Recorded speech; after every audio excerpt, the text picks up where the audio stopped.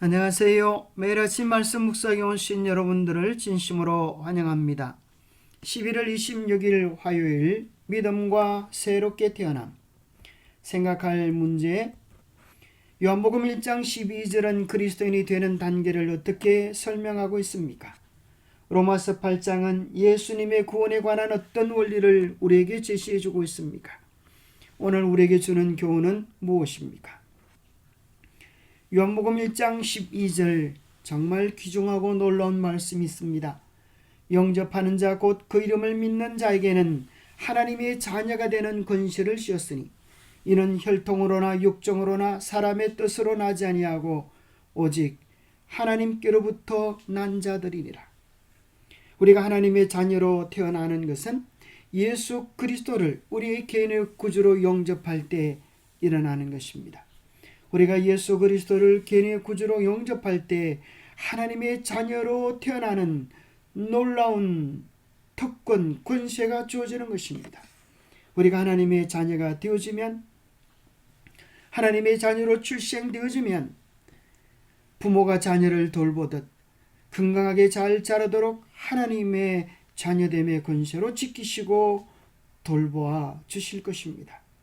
어린아이가 내가 어떻게 자랄까 걱정하고 태어나지 않은 것처럼 태어나면 그 모든 필요를 부모님께서 공급해 주시듯 하나님의 사랑 안에서 우리의 영혼이 자라나고 강건하게 될 것입니다.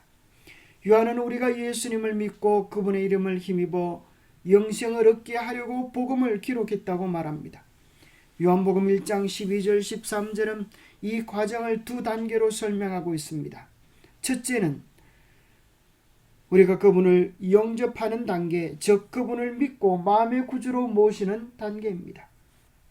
둘째는 그분은 우리에게 하나님의 자녀가 되는 권세를 주시는데 13절은 이것은 하나님으로부터 난 것으로 설명합니다.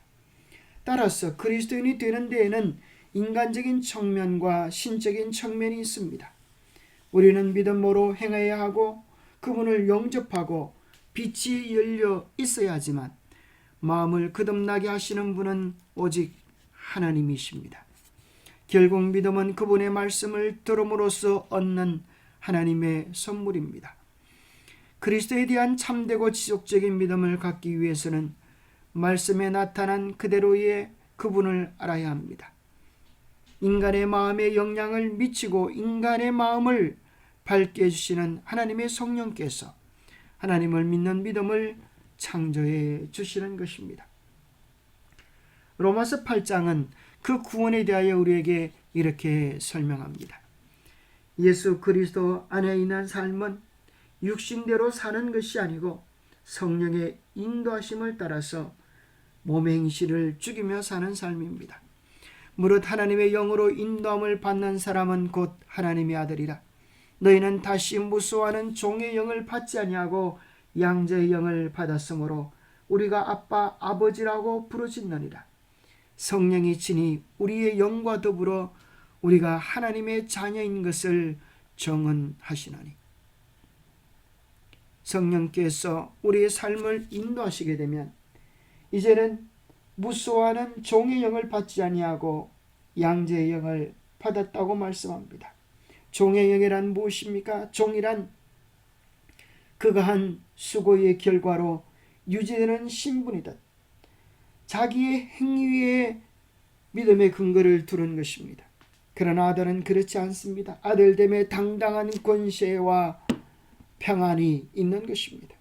하나님께서 우리를 당신의 자녀로 삼아 주셨기에 어떻게 하면 내가 구원받지 못할까에 대한 두려움이 아니라 그분의 자녀됨에 당당한 권세와 행복을 누리며 살아가는 것입니다. 왜냐하면 성령이 친히 우리의 영과 더불어서 우리의 마음속에 우리가 하나님의 자녀라고 하는 복된 소식을 이야기해 주기 때문입니다. 그러면 우리가 하나님의 자녀가 되어졌음을, 거듭난 백성이 되어졌음을 어떻게 알 수 있습니까? 육신을 따르는 자는 육신의 일을, 영을 따르는 자는 영의 일을 생각하므로 하나니 육신의 생각은 사망이요 영의 생각은 생명과 평안이니라.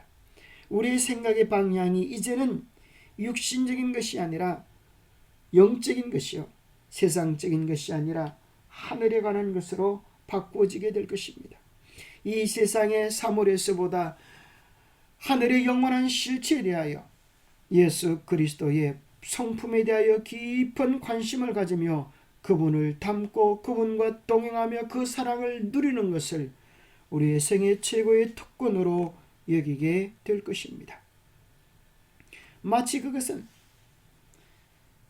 작은 씨가 자라나 꽃이 피어 열매를 맺는 것과 같습니다. 그 모든 과정은 그리스도 안에 있을 때에 그리스도께서 책임져 주실 것입니다. 그러므로 이제 그리스도 안에 있는 자에게는 결코 정죄함이 없습니다. 그러하기에 두려움도 없습니다. 염려도 없습니다. 오직 주님에 대한 전적인 신뢰와 사랑의 관계만이 존재할 것입니다.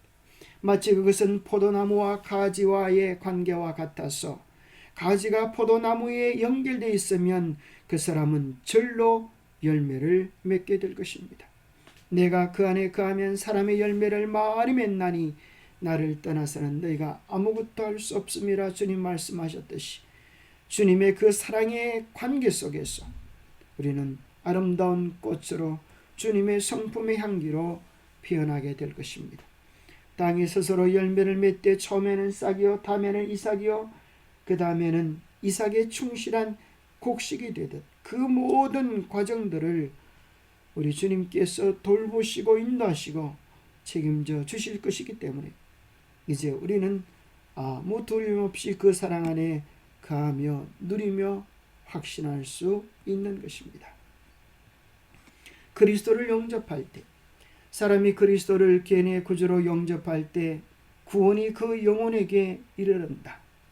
삭개오는 그저 지나가는 손님처럼 그의 집에 그리스도를 영접한 것이 아니라 영혼의 성전에 거하시는 분으로 그를 영접하였다.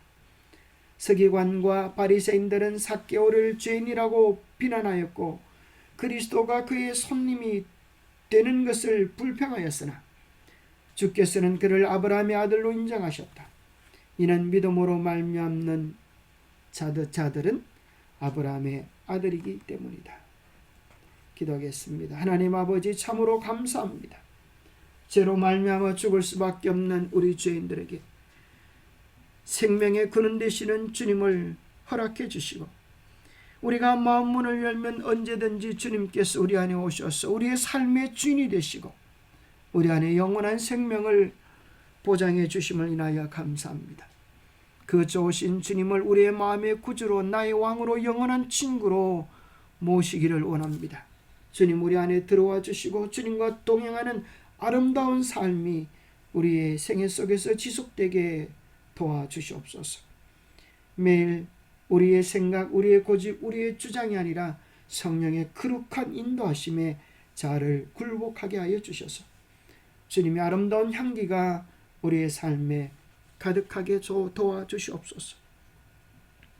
나무가 애를 쓰고 수감으로 열매를 맺는 것이 아니라 살아있는 생명의 관계를 누리면 절로 열매를 맺듯 우리도 주님 안에서 그 형통한 관계의 신비를 경험하게 도와주옵소서. 복음의 비밀이 우리 안에 아름다운 꽃들로 열매로 나타나게 축복해 주시옵기를 우리 주 예수 그리스도 이름 머지하여 간절히 간구하옵나이다.